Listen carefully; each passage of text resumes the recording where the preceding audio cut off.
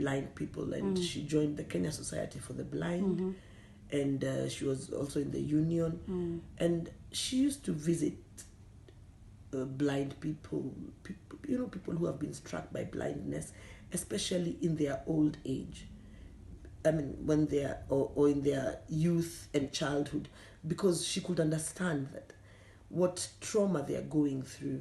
And then families were also not, some families were not acceptable, because they never accepted these people, because they thought, what are we going to do with a blind person?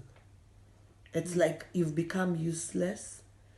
As for us, when you came to our home, you would not realize that my mom was blind, because she joked about her blindness. She used to call herself Gatumumu Nekaroka, and she never, one day, I never saw my mom down one day because of her blindness. No, and she took it because of her faith. Her faith was so strong that it took her and pulled her through so many tragedies in her life. She died at a tender age of 50. Now I know that it was tender. Those days I used to think she was very old when she died.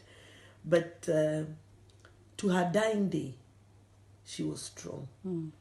And it would be my pleasure to even work with you, Wambui, and help out where I can, when I can. Thank you. Yeah.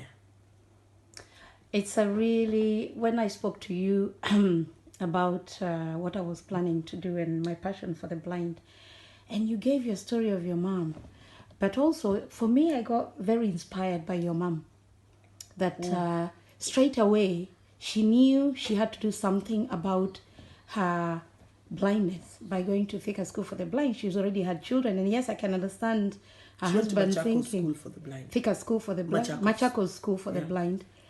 But to me, it just shows a woman who was not going to be stopped by anything. She was determined to live her life. And as long as there is a support, as long as there is centers that would support her, she went for it. So I really thank her for that, and really admire her for that. And I wish I would have met her, because I have met some wonderful people since I put the post on Facebook to ask if you have a family member. But there's just been really inspiring stories of the blind. And I want to hear more, and I want to see, okay, so why then do we have others that are not doing as well? Is it because of the support, the love in the home? You have covered a bit of that. You've said some did not get support from the houses because it's seen as a stigma. But let's see what we can do. Let's see what we can do, Shiru. And I think personally, we need to bring more awareness of the blind. True. I do it here through a volunteering organization called West Hearts Vision Loss. We even do walk a mile in my shoes. You get blindfolded and you have to walk a mile just to feel that. And I tell you what, by the time you get on the other end of that 1 mile, you're actually in tears.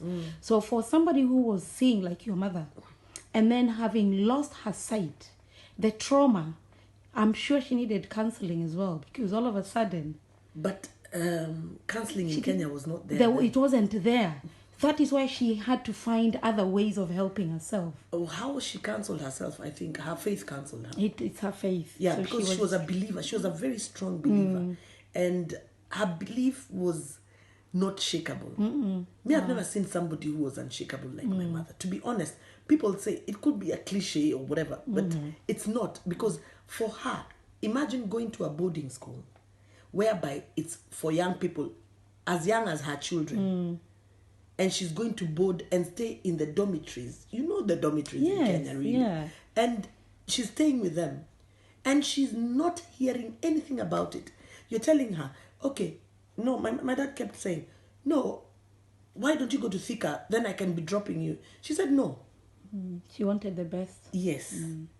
And, well, she got her braille and everything, and she went back to work. You see? And she could read with using braille, you know. Where was she working at that time? She was a nurse with the city council, and she was working. That time she had just started working in Umoja Clinic. Wow. Yeah. So thanks to Omoja Clinic that they accepted her. In most City organizations, were corporate, she would have been out. City Council were just the best employers ever. Wow. Yeah. So because they well understood everything, and they talked to her, and she told them her journey, and they accepted her. Yeah. We thank God for her life. We do.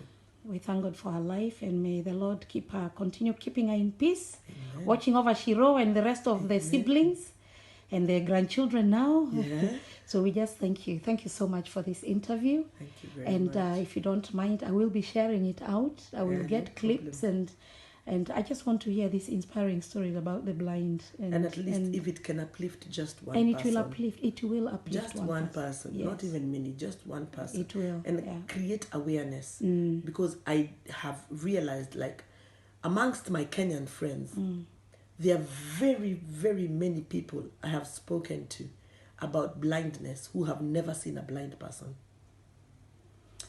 Every time I go to play a charity game to raise this money, because I need almost 17,000 plus shipping, almost 20,000 pounds, I always ask, has anyone got a family member who is blind? Nobody puts their hands up. But the interesting thing, some of them will come on the side and tell me, by the way, my mom is blind. And it's so there's still a stigma. So you are